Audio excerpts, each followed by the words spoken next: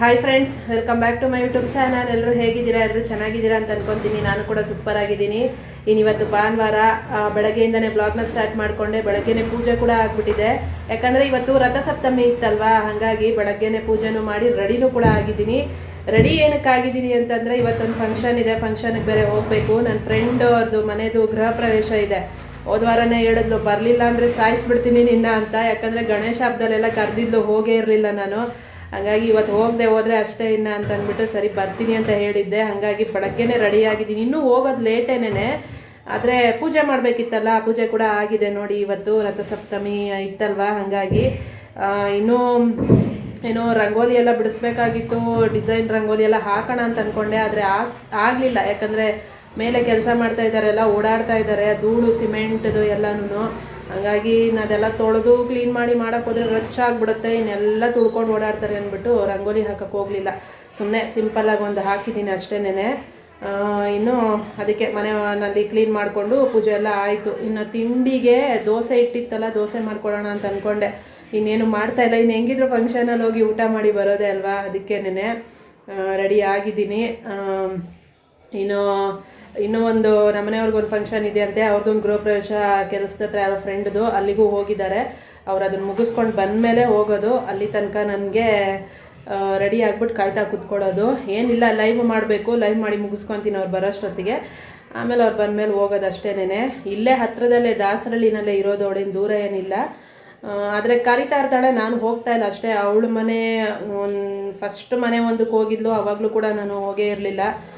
First ಮನೆ ಒಂದು ಪೂಜೆಗೆ ಕರೆದಿದ್ದು, ಮನೆ ದೇವ್ರ ಪೂಜೆ ಅಂತ, ಅದಕ್ಕೂ ಕೂಡ ಹೋಗಿರಲಿಲ್ಲ. ಅದಕ್ಕೆ ಬೈತಾ ಇರ್ತಾಳೆ, ಏನಕ್ಕೆ ಕರೆದ್ರು ಬರಲ್ಲ ಅಂತ. ಅವಳು ಬರಲ್ಲ, ನಾನು ಕರೆದ್ರೆ, ಆದರೂ ಕೂಡ ಬೈತಾ ಇರ್ತಾಳೆ, ಬರಲ್ಲ ಅಂತ ಅಂದ್ಬಿಟ್ಟು.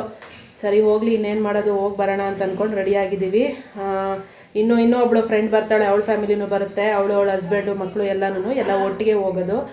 ಹೋಗಿ ಬರಬೇಕು. ಇವತ್ತಿನ ಸಂಡೇ ಹೆಂಗಿರುತ್ತೆ ಏನು ಎಲ್ಲನೂ ಶೇರ್ ಮಾಡ್ಕೊತೀನಿ ನಿಮ್ಮ ಹತ್ರ. ಬೆಳಗಿಂದ ಸಂಜೆ ತನಕ ನೋಡೋಣ. ಸಂಜೆ ತನಕ ಆದರೆ ಸಂಜೆ ತನಕ ಬ್ಲಾಗು ಜೊತೆಯಲ್ಲಿ ಅವ್ರ ಮನೇನೂ ಕೂಡ ತೋರಿಸ್ತೀನಿ. ನಾನು ನೋಡಿಲ್ಲ ಇನ್ನೂ ಕೂಡ ಹೆಂಗಿದೆ ಏನು ಎತ್ತ ಅಂತ. ನಿಮಗೂ ಕೂಡ ಶೇರ್ ಮಾಡ್ಕೊತೀನಿ ಹೊಸ ಮನೆ ಗೃಹ ಪ್ರವೇಶನ. ಸರಿ ಬನ್ನಿ, ಇವತ್ತು ಬೆಳಗಿಂದ ಸಂಜೆ ತನಕ ಏನೇನಾಗುತ್ತೆ ಎಲ್ಲನೂ ನೋಡೋಣ. ಎಲ್ರಿಗೂ ಹ್ಯಾಪಿ ಸಂಡೇ, ಹ್ಯಾಪಿ ರಥಸಪ್ತಮಿ ಇವತ್ತು. ಸರಿ ಬನ್ನಿ, ಇವತ್ತು ನಾನು ಹಾಕಿರೋ ಡ್ರೆಸ್ ಕೂಡ ತೋರಿಸ್ಬಿಡ್ತೀನಿ. ಇನ್ನಿದು ನನ್ನ ಇವತ್ತಿನ ಡ್ರೆಸ್ಸು. ಮೊನ್ನೆ ನಾನು ಇದಕ್ಕೆ ಹೋದಾಗ, ಸಿಗಂದೂರ್ಗೆ ಹೋದಾಗ ಹಾಕ್ಕೊಂಡಿದ್ದೆ ಅಲ್ಲ, ಅವತ್ತೇ ಹಾಕ್ಕೊಂಡಿದ್ದು ಫಸ್ಟು ಹೊಸ ಡ್ರೆಸ್ ಅವತ್ತು ಹಾಕಿದ್ದೆ. ಇವತ್ತು ಮತ್ತೆ ಹಾಕ್ಕೊಂಡಿದ್ದೀನಿ. ಹೆಂಗೆ ಕಾಣಿಸ್ತಾ ಇದ್ದೀನಿ ಡ್ರೆಸ್ಸಲ್ಲಿ ಹೇಳಿ. ರೆಡಿ ಏನೋ ಆಗಿಬಿಟ್ಟಿದ್ದೀನಿ. ಇನ್ನು ಅವ್ರು ಬಂದಮೇಲೆ ಹೋಗೋದಷ್ಟೇನೆ. ನೋಡೋಣ ಏನೇನಾಗುತ್ತೆ ಅಂತ. ಓಕೆ, ಈಗ ಸದ್ಯಕ್ಕೆ ನಾನು ತಿಂಡಿ ಮಾಡಬೇಕು. ತಿಂಡಿ ಮಾಡ್ಕೊಂಬಿಡ್ತೀನಿ. ಹೊಟ್ಟೆ ಹಸುವಾಗ್ತಾಯಿದೆ ತುಂಬ. 9:30 ಆಗ್ತಾಯಿದೆ ಟೈಮು. ತಿಂದ್ಬಿಟ್ಟು ಆಮೇಲೆ ಸಿಗ್ತೀನಿ. ಇನ್ನಿದು ಹೋಗೋವಾಗ ಫೈನಲ್ ಆಗಿ ರೆಡಿ ಆಗಿದ್ದು ದುಪ್ಪಟ್ಟ ಕೂಡ ಹಾಕ್ಕೊಂಡಿದ್ದೆ. ದುಪ್ಪಟ್ಟ ಹಾಕ್ಕೊಂಡ್ಮೇಲೆ ಚೆನ್ನಾಗಿ ಕಾಣಿಸ್ತಾ ಇತ್ತು, ಹಾಗಾಗಿ ಹಾಕ್ಕೊಂಡೆ. ಹಾಗೆ ಹೋದರೆ ಚೆನ್ನಾಗಿ ಅನಿಸಲ್ಲ ಅಂದ್ಬಿಟ್ಟು ದುಪ್ಪಟ್ಟ ಹಾಕ್ಕೊಂಡಿದ್ದೆ. ಫೈನಲಾಗಿ ಹೋಗೋವಾಗ ರೆಡಿ ಆಗಿದ್ದು. ಇನ್ನು ಹೊರಟಿದ್ವಿ ಕೂಡ. ಮುಂದೆ ಹೋಗ್ತಾ ಇರೋರು ನನ್ನ ಫ್ರೆಂಡ್ ಫ್ಯಾಮಿಲಿ, ಅವರು ಮುಂದೆ ಹೋಗ್ತಿದ್ದಾರೆ. ನಾವು ಅವ್ರ ಹಿಂದೆ ಹೋಗ್ತಾ ಇದ್ದೀವಿ. ಹತ್ತತ್ರ ಅವ್ರ ಮನೆ ಹತ್ರ ಬಂದಾಗ ವಿಡಿಯೋನ ಸ್ಟಾರ್ಟ್ ಮಾಡ್ಕೊಂಡಿದ್ದು. ಇದಂತೂ ಈ ಗೂಗಲಲ್ಲಿ ಮ್ಯಾಪ್ನ ನೋಡ್ಕೊಂಡು ಅವಳು ಕಳಿಸಿದ್ದು ಗೂಗಲ್ ಮ್ಯಾಪೇನೆ. ನಮ್ಗೆ ಗೊತ್ತಿರಲಿಲ್ಲಲ್ಲ ಮನೆ, ನಾವು ಯಾವತ್ತೂ ಹೋಗೇ ಇರಲಿಲ್ಲ. ಹಾಗಾಗಿ ಆ ಮ್ಯಾಪನ್ನು ನೋಡ್ಕೊಂಡು ಹೋಗ್ತಾ ಇದ್ದರೆ ಅದು ಹತ್ರ ಇರೋ ದಾರಿನ ಸುತ್ತಾಕ್ಸಿ ಕರ್ಕೊಂಬರುತ್ತೆ. ಸಣ್ಣ ಗಲ್ಲಿಗಳನ್ನೆಲ್ಲ ಸುತ್ತಿಸುತ್ತೆ. ಮೇಯ್ನ್ ರೋಡೇ ಇತ್ತು, ಸುಮ್ಮನೆ ಯಾಕೆ ಗಲ್ಲಿಗಳನ್ನೆಲ್ಲ ಸುತ್ತಿಸ್ತಾ ಇದೆ ಅಂತ ಅಂದ್ಕೊಂಡ್ವಿ. ಹಂಗೆ ಅಂದ್ಕೊಂಡೇ ಹೋದ್ವಿ. ಮ್ಯಾಪ್ ನೋಡ್ಕೊಂಡೇ ಹೋಗಿದ್ದೀವಿ. ಇನ್ನು ದಾರಿನೂ ಗೊತ್ತಿಲ್ಲ ಅಲ್ವಾ, ಹಾಗಾಗಿ ಹತ್ರನೇ ಇದ್ದಿದ್ದು, ಆದರೂ ಕೂಡ ತುಂಬ ದೂರ ಅಂತ ಅನಿಸೋ ಥರ ಆಗೋಯ್ತು. ಸುತ್ತಾಕಿ ಹೋಗಿದ್ದಾಯಿತು. ಇನ್ನು ಹೋಗೋಷ್ಟೊತ್ತಿಗಾಗಲೇ ಅವಳು ಇರಲಿಲ್ಲ ಮನೆ ಹತ್ರ. ಅವಳು ಆಲ್ರೆಡಿ ಅಂದರೆ ಎಲ್ಲೋ ಹೋಗಿದ್ಲು, ಅವಳು ಇರಲಿಲ್ಲ ಹೋದಾಗ. ಇನ್ನು ಅವ್ರ ಅಮ್ಮ ಎಲ್ಲ ಇದ್ದರು. ಅದು ಅವ್ರ ಅಮ್ಮನ ಮನೆ ಗೃಹ ಪ್ರವೇಶನೇ. ಅವಳು ಒಂದು ಮನೆನ ಕಟ್ಟಿರೋ ಮನೆಯೇ ತಗೊಂಡಿರೋದು.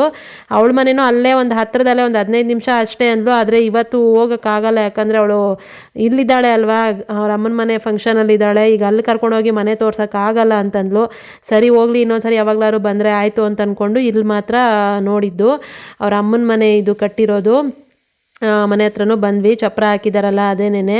ಸುತ್ತಮುತ್ತ ಬಿಲ್ಡಿಂಗ್ಗಳೆಲ್ಲ ಇದ್ದಾವೆ, ಅಪಾರ್ಟ್ಮೆಂಟ್ಗಳು ಎಲ್ಲ ಇದ್ದಾವೆ. ಚಿಕ್ಕ ಸೈಟು, ಅಂದರೆ ಫ್ರಂಟಲ್ಲಿ 15, ಹಿಂಗೆ ಲೆಂತ್ ಬಂದು 45 ಇದೆ. 45/2 15 ಅದು. ಹಾಗಾಗಿ ಚಿಕ್ಕದಾಗಿ ಅಂದರೆ ಮುಂದೆ ಚಿಕ್ಕದಾಗಿ ಕಾಣುತ್ತೆ, ಹಿಂದೆ ಉದ್ದ ಇರುತ್ತೆ ಆ ಥರ ಸೈಟ್. ಅದು ಒಂದು ಸೈಟಲ್ಲಿ ಅರ್ಧ ಅರ್ಧ ಮಾಡಿ ಸೈಟ್ಗಳನ್ನ ಸೇಲ್ ಮಾಡಿದ್ದಾರೆ, ಆ ಥರ ಸೈಟ್ನ ತೊಗೊಂಡು ಕಟ್ಟಿರೋದು. ಇನ್ನು ಸಿಂಪಲ್ಲಾಗಿ ಪೂಜೆ ಕೂಡ ಮುಗಿಸಿದ್ದಾರೆ. ಅಲ್ಲಿ ನಿಂತಿರೋರೆ ಅವ್ರ ಅಪ್ಪ ಅಮ್ಮ. ಅವಳು ಇರಲಿಲ್ಲ ನಾವು ಬಂದಾಗ.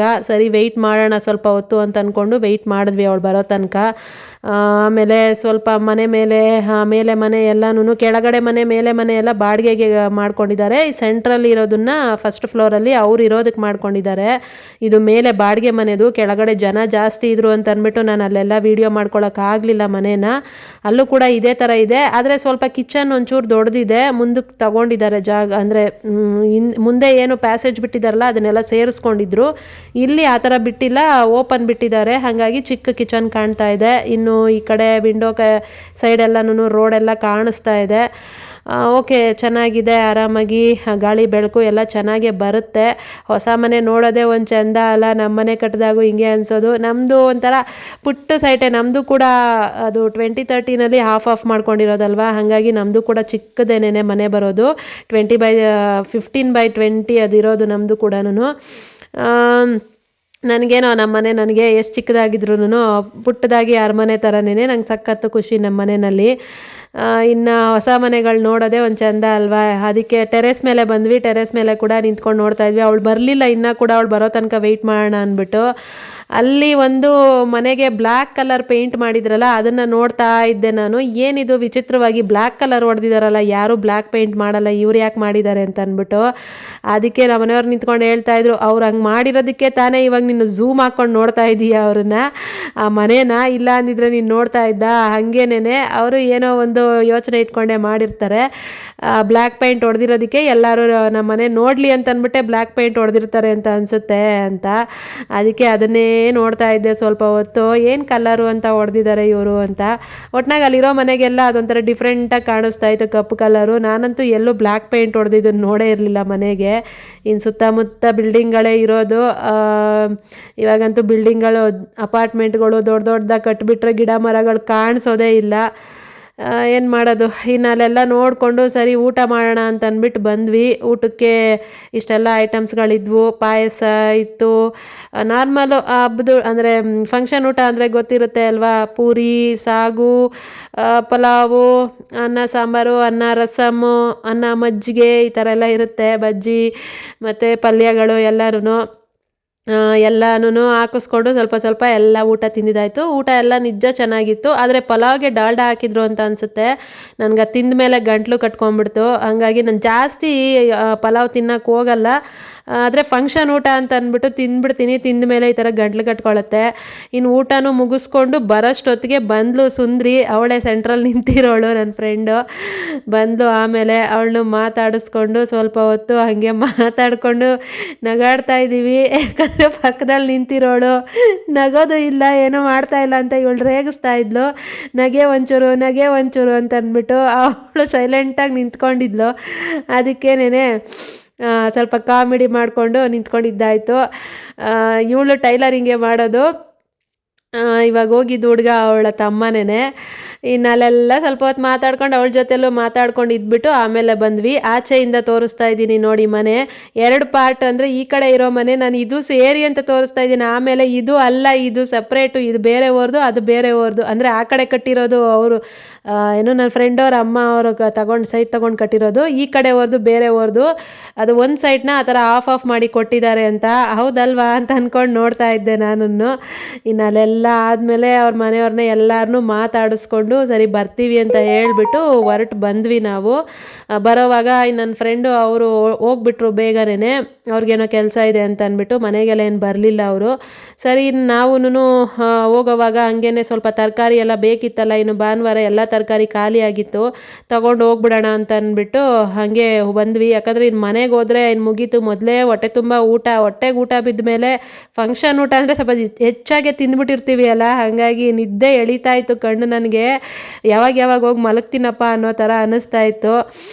ಅದಕ್ಕೆ ಇನ್ನು ಹೆಂಗಿದ್ರು ಮನೆಗೆ ಹೋಗೋಕೆ ಮುಂಚೆ ಏನು ಬೇಕೋ ತೊಗೊಂಡು ಹೋಗ್ಬಿಡೋಣ, ಹೋದ್ಮೇಲೆ ಅಷ್ಟೇ ಆಚೆ ಬರಲ್ಲ ಮತ್ತೆ ಅಂತ ಅಂದ್ಕೊಂಡು ಹೋಗೋವಾಗ ಹಂಗೇನೆ ಹೋಗಿ ತರಕಾರಿ ಕೂಡ ತಗೊಂಡಿದ್ದಾಯಿತು. ಎಲ್ಲ ತರಕಾರಿಗಳು ಏನೇನು ಬೇಕಾಗಿತ್ತು ಎಲ್ಲ ಖಾಲಿಯಾಗಿತ್ತು, ಎಲ್ಲನೂ ತೊಗೊಂಡಿದ್ದೀನಿ. ಈರುಳ್ಳಿ, ಟೊಮೆಟೊ, ಆಲೂಗೆಡ್ಡೆ, ಸ್ವಲ್ಪ ಬೆಂಡೆಕಾಯಿ ಕೂಡ ತೊಗೊಂಡಿದ್ದೀನಿ ಏನಾದರೂ ಮಾಡೋಣ ಅಂತ ಅಂದ್ಬಿಟ್ಟು. ಇನ್ನು ಮಶ್ರೂಮು, ಆಮೇಲೆ ಮಾಮೂಲಿ ಬೀನ್ಸು, ಕ್ಯಾರೆಟು, ಸೌತೆಕಾಯಿ ಇಷ್ಟೆಲ್ಲ ಇರುತ್ತೆ ಅಲ್ಲ, ಎಲ್ಲನೂ ತೊಗೊಂಡಿದ್ದು. ತರಕಾರಿ ರೇಟ್ ಅಂತೂ ಅದು ಎಷ್ಟು ಆಗ್ಬಿಟ್ಟಿದೆ ಅಪ್ಪ, ಎಷ್ಟು ಸ್ವಲ್ಪ ತರಕಾರಿ ಅಂತ ತೊಗೊಂಡ್ರೆ ಅದು ಎಷ್ಟು ಬಿಲ್ ಬರುತ್ತೆ. ಇತ್ತೀಚೆಗಂತೂ ವಾರ ವಾರ ತರಕಾರಿ ಬಿಲ್ಗಳನ್ನ ನೋಡ್ತಾ ಇದ್ದರೆ ತರಕಾರಿ ತಿನ್ನೋದನ್ನೇ ಬಿಟ್ಬಿಡ್ಬೇಕಾ ಅಂತ ಅನಿಸುತ್ತೆ, ಅಷ್ಟು ಬಿಲ್ ಬರುತ್ತೆ. ಎಷ್ಟು ರೇಟ್ ಆಗಿದೆ ತರಕಾರಿ. ನಾನ್ ವೆಜ್ ಕೂಡ, ಚಿಕನ್ ಕೂಡ ರೇಟ್ ಜಾಸ್ತಿ ಆಗಿಬಿಟ್ಟಿದೆ ಅಂತ ಹೇಳ್ತಾ ಇದ್ದಾರೆ. ನಾನು ಈ ನಡುವೆ ತೊಗೊಂಡ್ಲೇ ಇಲ್ಲ ಚಿಕನ್ನ. ಹೋದ ವಾರ ಕೂಡ ಮಾಡಿಲ್ಲ, ಹೋದ ವಾರ ಬರೀ ಲೆಗ್ ಪೀಸ್ ಮಾಡಿದ್ದಲ್ಲ, ಈ ವಾರ ನಾನ್ ವೆಜ್ ಮಾಡಿಲ್ಲ. ಜಾಸ್ತಿ ಮಟನ್ನೇ ತರೋದ್ರಿಂದ ಚಿಕನ್ ಅಷ್ಟಾಗಿ ಗೊತ್ತಾಗ್ತಾ ಇಲ್ಲ ರೇಟ್ ಎಷ್ಟು ಅಂತ. ಆದರೆ ರೇಟ್ ಮಾತ್ರ ಜಾಸ್ತಿನೇ ಆಗಿದೆ. ಈ ಕಡೆ ಎಲ್ಲ 300-350 ಆ ಥರ ಆಗಿದೆ ರೇಟು. ಯಪ್ಪ, ಏನು ತಿನ್ನೋದೋ ಏನು ಬಿಡೋದು ಅಂತ ಅನಿಸುತ್ತೆ. ದುಡಿಮೆ ನೋಡಿದ್ರೆ ಇಷ್ಟು, ಖರ್ಚು ನೋಡಿದ್ರೆ ಅಷ್ಟು ಅನ್ನೋ ಥರ ಆಗ್ಬಿಟ್ಟಿದೆ ಇವಾಗಂತೂ. ಇನ್ನು ತರಕಾರಿನೆಲ್ಲನೂ ತೊಗೊಂಡೆ, ಎಲ್ಲ ಫ್ರೆಶ್ ಆಗಿರೋದನ್ನೇ ಹಾಕಿದ್ರು ಇವತ್ತು. ಚೆನ್ನಾಗಿದ್ವು ಟೊಮೆಟೊ, ಈರುಳ್ಳಿ, ಆಲೂಗಡ್ಡೆ ಎಲ್ಲ ಕೂಡ ಚೆನ್ನಾಗಿದ್ವು ತರಕಾರಿಗಳು. ಎಲ್ಲನೂ ಪರ್ಚೇಸ್ ಮಾಡಿಕೊಂಡು ಬಿಲ್ ಮಾಡಿಸ್ಕೊಂಡು ಮನೆಗೆ ಬರೋಷ್ಟೊತ್ತಿಗೆ ಸಾಕಾಯಿತು.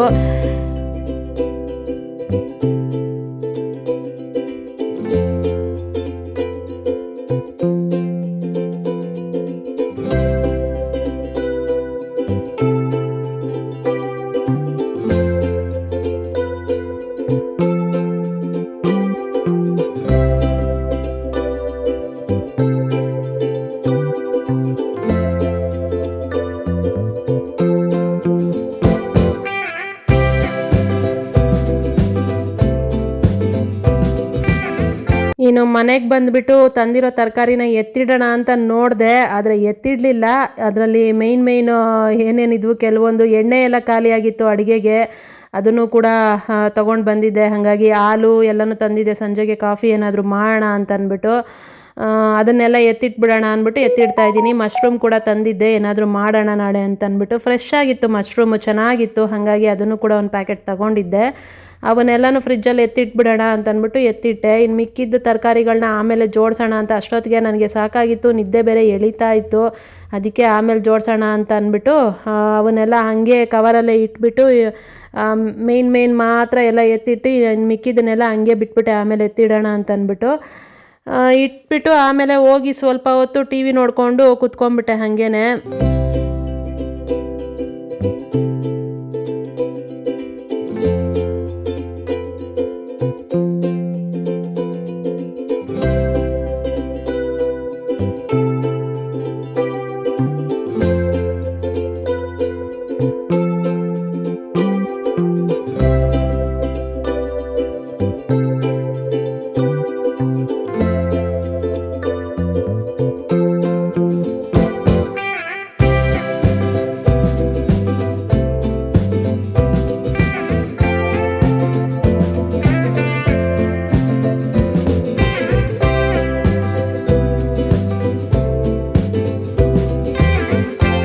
ಇನ್ನು ಒಂದು ಹಿಂದಿ ಮೂವಿ ಹಾಕಿದ್ರು, ಮೂವಿನ ನೋಡ್ಕೊಂಡು ಕೂತ್ಕೊಂಡಿದ್ವಿ.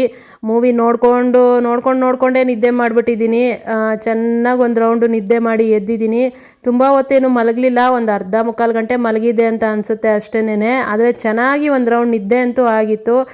ನನಗೆಲ್ಲಾದರೂ ಹೋಗ್ಬಿಟ್ಟು ಬಂದಾಗ, ಈ ಥರ ಫಂಕ್ಷನ್ ಊಟ ತಿಂದ್ಬಿಟ್ಟು ಬಂದಾಗಂತೂ ಒಂಥರ ಸುಸ್ತಾಗ್ಬಿಡುತ್ತೆ. ಮನೇಲಿ ಕೂಡ ಅಷ್ಟೇನೆ, ಈ ಹಬ್ಬದ ಊಟ ಏನಾದರೂ ಮಾಡಿರ್ತೀವಿ ಅಲ್ವಾ, ಅಥವಾ ನಾನ್ ವೆಜ್ಜೇ ಆಗಲಿ, ಸ್ವಲ್ಪ ಜಾಸ್ತಿ ಐಟಮ್ಗಳು ಮಾಡಿ ತಿಂದಿರ್ತೀವಿ ಅಲ್ಲ, ಅವಾಗ ಒಂಥರ ಮೈಭಾರ ಆಗಿ ಸುಸ್ತಾಗ್ಬಿಡುತ್ತೆ. ಅವಾಗ ಚೆನ್ನಾಗಿ ನಿದ್ದೆ ಬಂದುಬಿಡುತ್ತೆ. ಒಂದು ರೌಂಡ್ ಸುಮ್ಮನೆ ಆದರೂ ಹಂಗೆ ಒಂದು ಅರ್ಧ ಗಂಟೆ ಮಲಗಿದ್ದು ಎದ್ದೇಳಿದ್ರೇ ಸಮಾಧಾನ ಆಗೋದು, ಇಲ್ಲಾಂದರೆ ತಲೆನೋವೇ ಬಂದುಬಿಡುತ್ತೆ ನನಗೆ.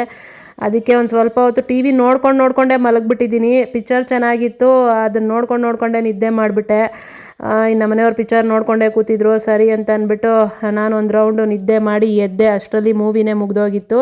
ಇನ್ನು ಎದ್ದ ಮೇಲೆ ಸರಿ ಸ್ವಲ್ಪ ಕಾಫಿ ಏನಾದರೂ ಮಾಡ್ತೀಯಾ ಅಂತಂದರು. ಹೋಗಲಿ, ನನಗೂ ಕುಡಿಬೇಕು ಅಂತ ಅನ್ನಿಸ್ತಾ ಇತ್ತು. ಹಾಲು ತಗೊಂಬಂದಿದ್ದೆ ಅಲ್ಲ, ಹಾಗಾಗಿ ಸರಿ ಅಂದ್ಬಿಟ್ಟು ಕಾಫಿ ಮಾಡೋಣ ಅಂತ ಅಡುಗೆ ಮನೆ ಕಡೆಗೆ ಬಂದೆ. ಸಂಜೆ ಆಗಿತ್ತು ಆಗ್ಲೇನೆ. ವೆದರ್ ಬೇರೆ ಫುಲ್ಲು ಚಿಲ್ಲಾಗಿತ್ತಲ್ಲ, ಒಂಚೂರು ಬಿಸಿ ಬಿಸಿ ಕಾಫಿ ಕುಡಿದ್ರೆ ಚೆನ್ನಾಗಿರುತ್ತೆ ಅಂತ. ಅದರಲ್ಲೂ ಆ ಡಾಲ್ಡಾ ಹಾಕಿದ್ದು ಪಲಾವ್ ಬೇರೆ ತಿಂದ್ಬಿಟ್ಟಿದ್ನಲ್ಲ.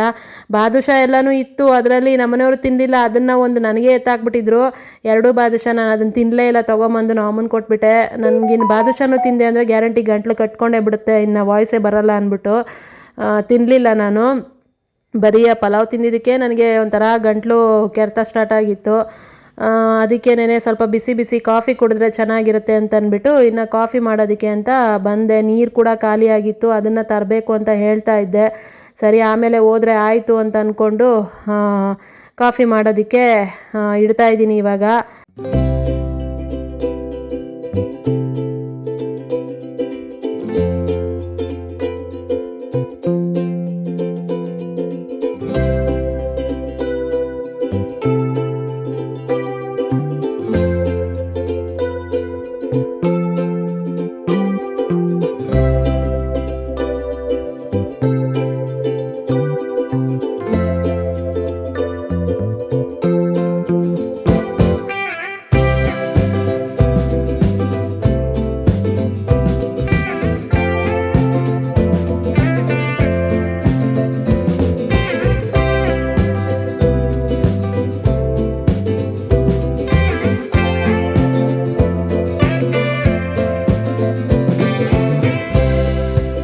ಏನು ಅಡುಗೆ ಮನೇಲಿ ನಿಂತಿದ್ರು ಟಿ ವಿನೇ ನೋಡ್ತಾ ಇದ್ದಾಳೆ ಅಂತ ಅಂದ್ಕೊಬೇಡಿ.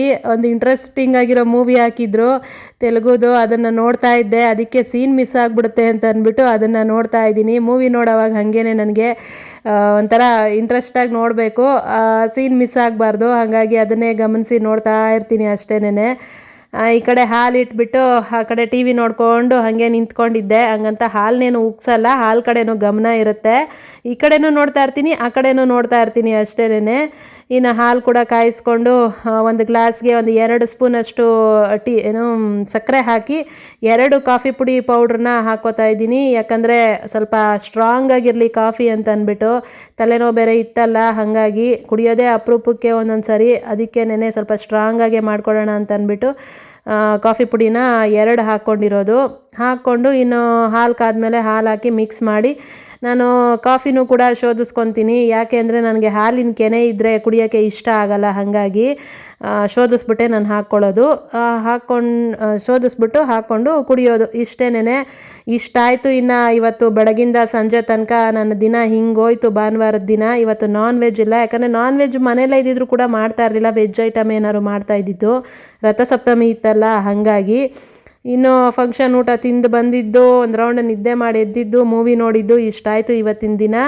ಇನ್ನು ಈ ವ್ಲಾಗು ಕೂಡ ಇಷ್ಟೇನೆ. ಈ ವ್ಲಾಗ್ ನಿಮ್ಗೇನಾದರೂ ಇಷ್ಟ ಆಗಿದರೆ ಪ್ಲೀಸ್ ಒಂದು ಲೈಕ್ ಮಾಡಿ, ಶೇರ್ ಮಾಡಿ, ಸಬ್ಸ್ಕ್ರೈಬ್ ಮಾಡ್ಕೊಳ್ಳಿ. ಜೊತೆಯಲ್ಲಿ ಹೈಪ್ ಇರುತ್ತೆ, ಹೈಪ್ ಕೊಟ್ಟು ಸಪೋರ್ಟ್ ಮಾಡಿ. ಹೆಂಗಿತ್ತು ವ್ಲಾಗ್ ಅಂತ ಕಮೆಂಟ್ ಮಾಡಿ ಹೇಳೋದನ್ನು ಮಿಸ್ ಮಾಡಬೇಡಿ. ಇನ್ನು ನೆಕ್ಸ್ಟ್ ವ್ಲಾಗಲ್ಲಿ ಇನ್ನೂ ಏನಾದರೂ ಚೆನ್ನಾಗಿ ಮಾಡೋದಕ್ಕೆ ಟ್ರೈ ಮಾಡ್ತೀನಿ. ನನ್ನಿಂದ ಎಷ್ಟು ಸಾಧ್ಯ ಅಷ್ಟು ಚೆನ್ನಾಗಿರೋ ವ್ಲಾಗ್ನ ನಾನು ಕೊಡೋದಕ್ಕೆ ಟ್ರೈ ಮಾಡ್ತೀನಿ. ಇನ್ನು ಈ ವ್ಲಾಗ್ನು ನಾನು ಎಂಡ್ ಮಾಡ್ತೀನಿ. ನೆಕ್ಸ್ಟ್ ವ್ಲಾಗಲ್ಲಿ ಸಿಗ್ತೀನಿ. ನೆಕ್ಸ್ಟ್ ವ್ಲಾಗಲ್ಲಿ ಸಿಗೋ ತನಕ ನನ್ನ ಮಿಸ್ ಮಾಡ್ಕೊತಾ ಇರಿ. Thank you so much. ಇಷ್ಟೊತ್ತವರೆಗೂ ಯಾರೆಲ್ಲ ಪೇಷನ್ಸಲ್ಲಿ ಕೂತ್ಕೊಂಡು ನನ್ನ ವೀಡಿಯೋನ ನೋಡಿ ನನಗೆ ಸಪೋರ್ಟ್ ಮಾಡ್ತಾ ಇದ್ದೀರಾ ಇಲ್ಲಿ ತನಕ, ಎಲ್ರಿಗೂ thank you so much. Thank you. Next ವ್ಲಾಗಲ್ಲಿ ಸಿಗ್ತೀನಿ. Take care. ಬಾಯ್ ಬಾಯ್ ಎಲ್ಲರಿಗೂ.